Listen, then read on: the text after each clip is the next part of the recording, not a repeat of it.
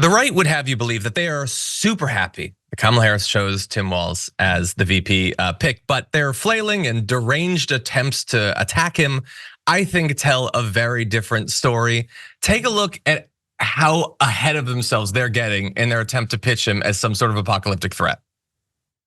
He is the biggest booster in the whole country for unlimited refugee resettlement. That means under the Harris-Walz plan, they're going to turn the entire Midwest into Mogadishu. That's their plan. That's their policy. I don't think there's a market for that in the United States of America. Yeah, that's obviously ridiculous, but I love that he's being honest. The greatest nightmare scenario that he can think of is, I'm living in Africa. Like that's literally who he is. This guy likes refugees. Ugh, why does he like them? And he wants to turn us into Mogadishu.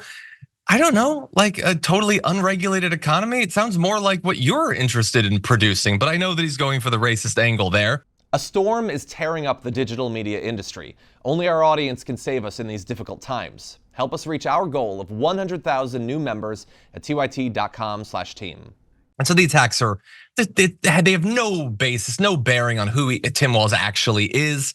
And at the same time, they're very mad about the fact that the rally in Philly went well and people seem super jazzed about the pick. Here's a little video, just a small segment of Ben Shapiro responding to the fact that everyone at the rally was just having a good time and enjoying Walz. Here's him trying to process those feelings.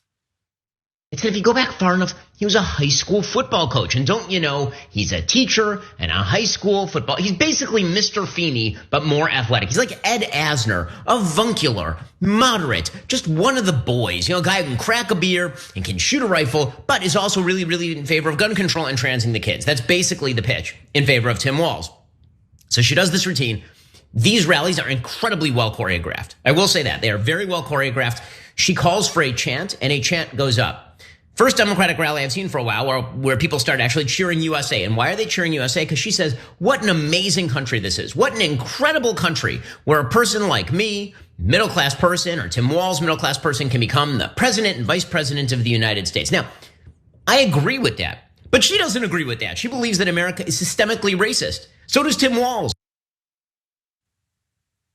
Okay, so he's obviously very worked up and he's getting ahead of himself. I don't know if he looks a little bit like he might have been crying. I don't know for sure if that's the case or if he's been partying with Don Jr. It's one of those two things because he's even more high energy than usual.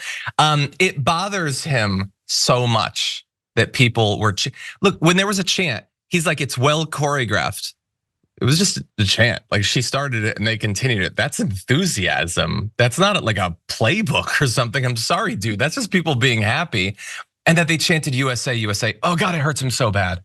And she's like, no, but she doesn't believe that because she referenced structural racism. Yeah, no, it's true. That totally was the case. There are still people that love other elements of America other than the fact that it's been fundamentally racist for a really long time. I know that bothers you. And then when he's going through Walz's biography, he just says all of those things. And you expect that he's gonna like turn it around, and he tries to with referencing he's super for gun control. He did background checks, which like 80% of Republicans agree with. He did red flag laws. So, you know, like boyfriends don't shoot and kill their girlfriends. Like these are not wild things. He's not taking your guns away. Walz actually uses guns. Ben Shapiro, is there ever any evidence that he's held a gun literally his entire life? He's supposed to pretend that he loves guns because he wants a right-wing audience. Walz uses guns and also thinks that there should be gun violence regulations. And so he did those things. And of course he throws out that he wants to trans your kids because remember, Ben Shapiro, despite being sold to us as some sort of intellectual gladiator, is an insane person who is so obsessed with the trans community that he thinks people can be turned trans against their will. It's just an updated version of they used to say that you could be turned gay against your will by like seeing a kiss in a movie or something like that. These are deeply insecure people with some weird concerns about what could happen to them if they listen to the wrong commercial or something. But anyway, it's gonna get even weirder and we will get to that, Sharon. But what do you think about those little examples? I'm worried about them. I'm worried about Stephen Miller and Ben Shapiro. They both, and I don't know, I was kind of seeing if I could adjust my screen, but they both like, Stephen Miller looked like he had this grayness over him. Like they're unwell. Both of them are having some kind of physical ailment. At least that's how it looked, in my opinion, to me, because it's very hard to vilify this guy Walz. He's just a regular guy who says, may not be my choice, but again, you said it, mind your business. I just support my neighbors. If I can compromise without compromising my own values and integrity, that's what I try to do. It's just, I don't know what they're going to do to try to put him in a box. I know they're attacking his status, his military service, which is a joke. You're gonna swift boat him? Okay, that's not gonna work. And besides, there's less than 100 days to go. So I think he's gonna pick up traction, but you never know. Yeah, we don't know for sure. And it just, as he was going through the thing, he's avuncular. He does stuff with guns and all. Like they just hate that he's a regular guy. It bothers them so much. And then you look at, again, the right is always talking about like traditional masculinity. Like other people would call it different things, but that's what they would call it. And then look at those two dudes. Ben Shapiro, to prove how manly he was, you remember, an audience member reminded me of this. He went to Home Depot and he bought a single piece of wood and then held it as if he was building something with this tiny piece of wood. And he's like, nah, I'm a man. And then Stephen Miller, like, has he literally ever held a hammer in his life? Maybe to crush the skull of a small animal. But other than that, I don't think so.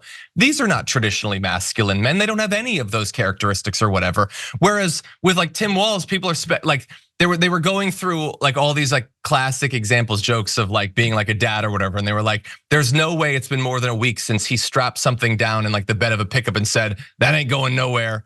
Because that's the vibe that he has. Whereas all of the Charlie Kirk and Matt Walsh, where's the masculinity in literally any of this? And that's why it just bothers him so much. And in particular, that it's not like a Joe Manchin style Democrat.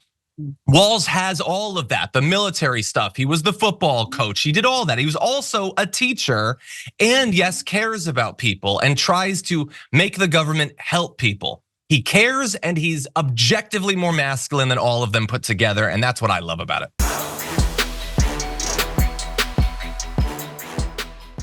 Thanks for watching our video. Did you know that you can support our show by becoming a subscriber? Just click the subscribe button and also ring the bell so that you get notifications when we're live or when we post new content.